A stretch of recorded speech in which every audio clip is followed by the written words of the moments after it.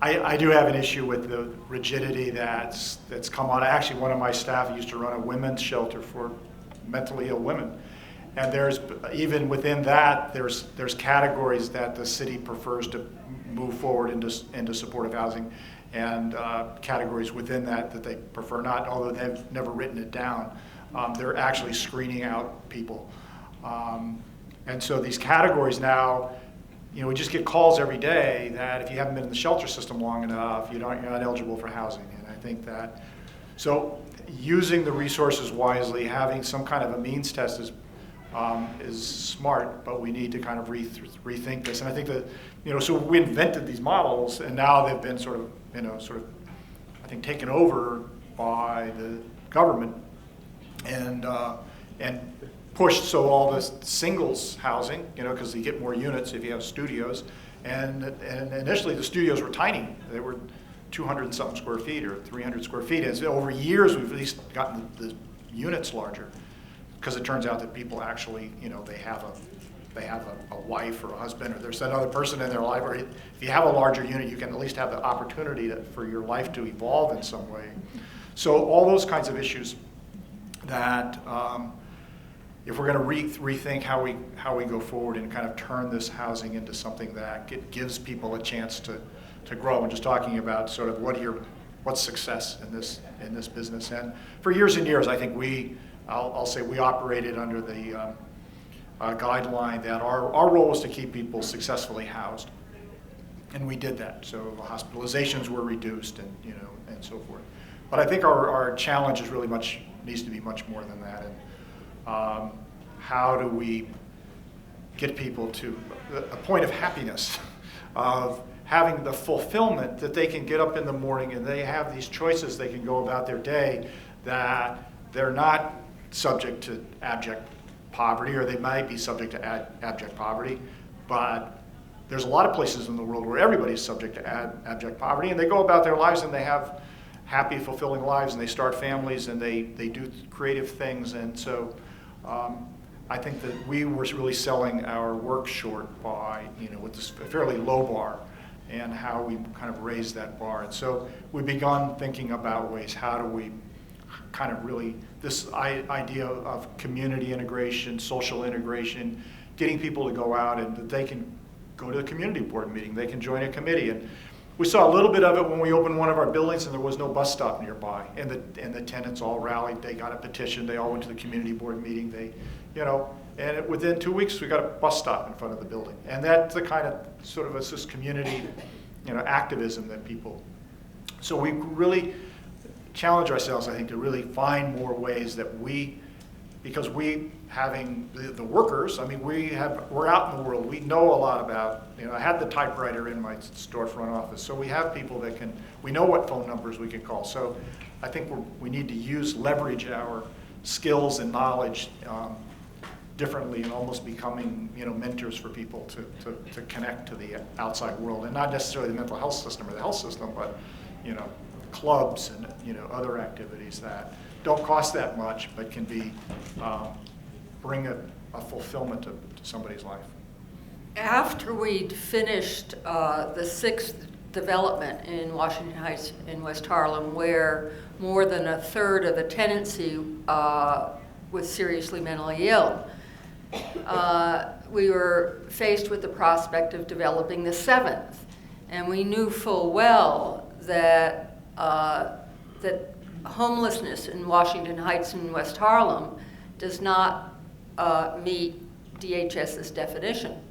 Homelessness is largely among new immigrant families. It's a whole family that rent one bedroom, and they're wall-to-wall mattresses, and people use pee pots and have designated times when they can use the kitchen and the bathroom. But those families are not in the system. They're residing in these apartments that have generally one whole family in each bedroom. And so our interest was in creating a housing alternative that would accommodate those families. And it's been extraordinary to me that trying to package together the financing for our newest development has required 13 funding sources. It's like the 1980s again. You know, when we were trying to package the early models of supportive housing, that when you're really trying to create an integrated model that creates enough program space and community space to do sort of to bring innovation to life, that again, the obstacles around segregated housing and, well, why don't you, you know, it would be a lot more efficient if you would just put all DHS referrals or all seriously mentally ill people in this building. So to carve out the integration takes an extra commitment to the program model, and a commitment, in our case, to the community. And it's the community that helps motivate, I think, us. And so in our newest development, that'll have 124 units, apartments, 70% of those are going to be below 50% of AMI. And that's sort of the idea. It's designing a building to serve the poorest of that community.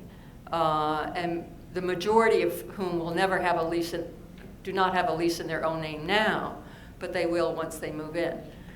So I think it's just a different angle that we're looking at. And of course we will include homeless families and individuals in the building because that's core to our mission. And of course there will be a significant portion of people with special needs throughout the building, because when you house very extra low-income people, the prevalence rate of addiction, domestic violence, people living with AIDS, and SPMI is high.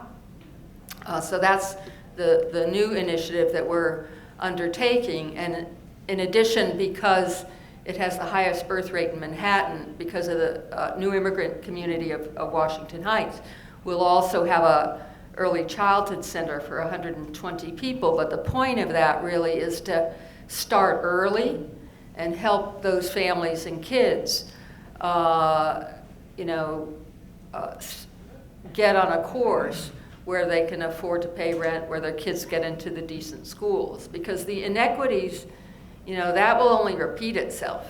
Those children you know, in our neighborhood, only 1 out of 5 adults has a high school diploma. So they don't have any prospect of getting a job or paying rent somewhere. They're just crowding in everybody else.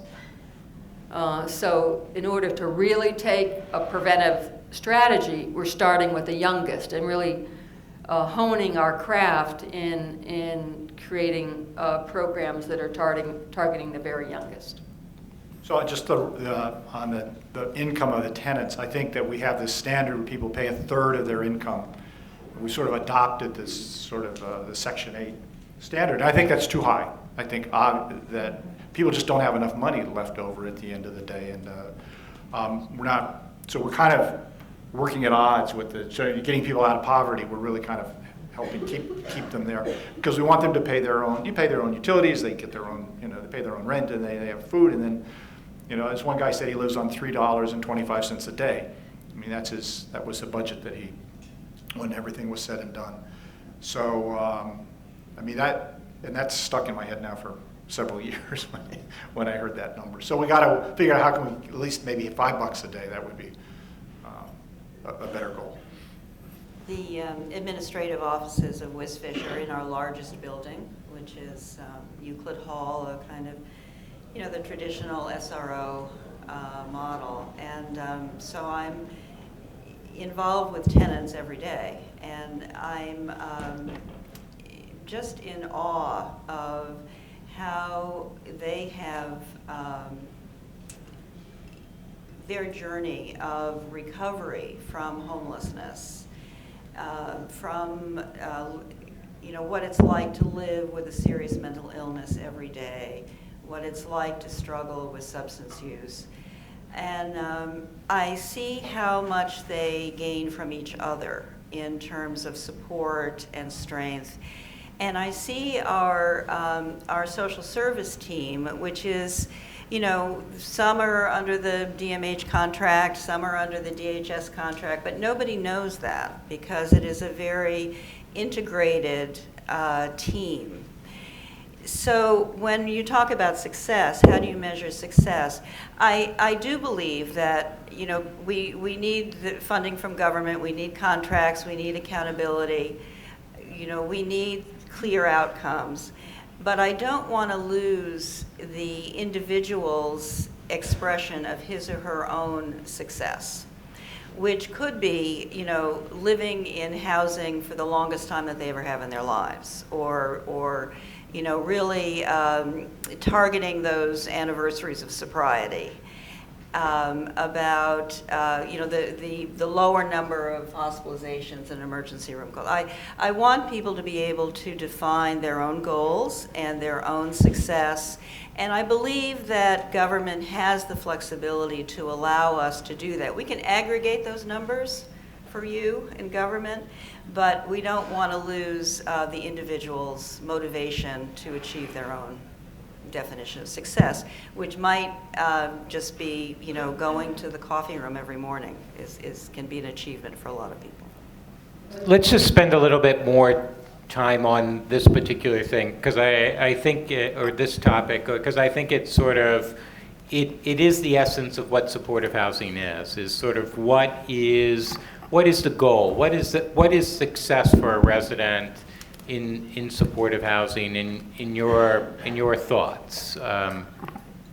We often use the word community, in describing, and Laura referred to it earlier in terms of, but people we've learned in our buildings, what they care most about is that somebody knows who they are. And they may do weird things or dress a little oddly. But for the children who grow up on the floor where they live, they don't think anything's odd. That Miss Smith, she always dresses like that. And it's the normal everyday things. There are tenants who live in our buildings who really belong in higher nursing-like facilities. And yet, they will have a home health aide so that they can stay home. And they're staying home because they know all the kids on the floor. When they walk in, the tenant patrol knows them. We have tenants who have Alzheimer's. The whole building is watching out after them. When they can't find their key or can't find their apartment back, as soon as they walk out the front doors, front desk manager follows them until they can locate that home health aide to help them get back. I mean, parents now ask our tenant patrol not to let all the teenagers into my apartment when I'm not home. And so the tenant patrol becomes sort of a key figure in tenants' lives. And they know who needs extra help, who doesn't need extra help, who just got a diagnosis of cancer. It's really important that somebody pay attention to the fact you just got that diagnosis. And people in our buildings know. It's like each building is like a little village. They don't necessarily know tenants that live in the other building, but they know everyone within their own village. And they won't let people in their village get hurt, and they won't let them be targeted in any way. They take care of people, even the most pain in the neck, people who came in addicted and are still relapsing, every few months. People still watch out for their neighbors. And I think it's trying to preserve that, and it helps by having stability of staffing makes a big difference. Tenants will say to me, I've been on the tenant patrol, Ellen, for 25 years. It's time you recognize that. Remember my name. Yeah, and tenure of relationships for all of us. Tenure of relationships are so important. But for people who've had their families ripped apart and wrenched apart and been institutionalized, the tenure of relationships is the most important part. So if a case manager moves on, it can be devastating to people. But at least your, neighbor still knows you. And so I think it's attending to those everyday parts of living that, sometimes the system doesn't understand. They would rather measure, the return on supportive housing if you could cycle more people through. The return on your investment would be greater if people moved on. There are lots of tenants in our building who are independent now. They're not going anywhere because this is their home, even though it would benefit, the model and government to create some vacancies. I think Ellen has articulated an essential value of supportive housing. It's what sets us apart from affordable housing. We're not NYSAFA, we're Shinny.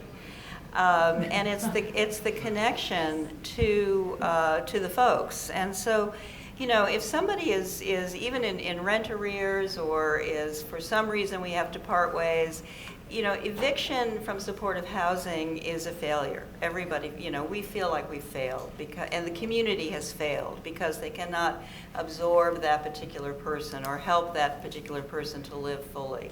So that connectedness, knowing each other, depending on each other, neighbors preventing crises from others, everybody being part of the team, that's an essential value, which we will and we must keep going forward in the future.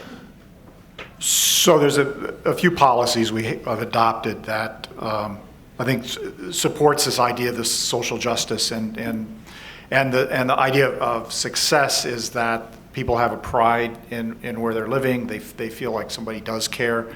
So we train our front desk staff to call people by their name, greet people when they come in. A lot of our front desk staff live in our housing. Unlike Ellen, we have a rule that somebody can't work and live in the same building, but we do try to hire people into these positions. They're nice jobs, relatively. They're $11 an hour and full benefits, and so it's a good. And actually, some of those folks then begin to move up and work in other positions in the agency. So that's how somebody gets when they're coming home. They really feel like they're coming home and that somebody's paying attention. We have constructed a pretty rigid wall between the program staff and our property management staff. We do our own property management. So the landlord-tenant relationship is one that is handled by a different set of people, and if somebody doesn't pay their rent, they get a letter and so on and so forth. But our program staff aren't allowed to talk to our property management staff about what's going on in somebody's life and vice versa. We can't talk to our property management folks don't talk to the program people about rent arrears and other things that might be useful on some level that people would know there's something going on in somebody's life because they've all of a sudden they're having problems paying their rent. We do have people sign releases so we can share information, but we don't do that at the first instance because when somebody's moving into an apartment, they'll sign anything. So we want to give a chance that people have a thoughtful opportunity to kind of think about what kind of information they want to be shared between the program and the property management side, which raises challenges, but we think it pays off in the long run that people know that we respect their privacy, we respect that this is their home, this is that we have these program staff. And if I had my druthers, we have one building where we didn't have room for staff, so we have no staff in this building. It was the first one we did with families, 1995. And we've never had a problem. And so, but the funding, you don't get funding to go put the staff someplace else. You only have funding to put the staff in the building. So that's where they are. And so we don't need, I think, so many people there all the time. And if we could have that flexibility of having people, come and visit people. And I think, or even have a meeting someplace in a neutral location, that would be probably preferable. And as we move into managed care, and not everybody's going to live in a building, they're going to live in the neighborhood someplace, and being able to have the flexibility that these teams can be floating around and working with people in a variety of living situations. They don't have to be tied to a particular building. The way the contracts are constructed now, that you have a contract for this building and then a contract for another building and a contract, even though the buildings are 8 blocks apart, if we can get that flexibility just to be able to move that around, because sometimes you just need more people focusing in a situation and at one time.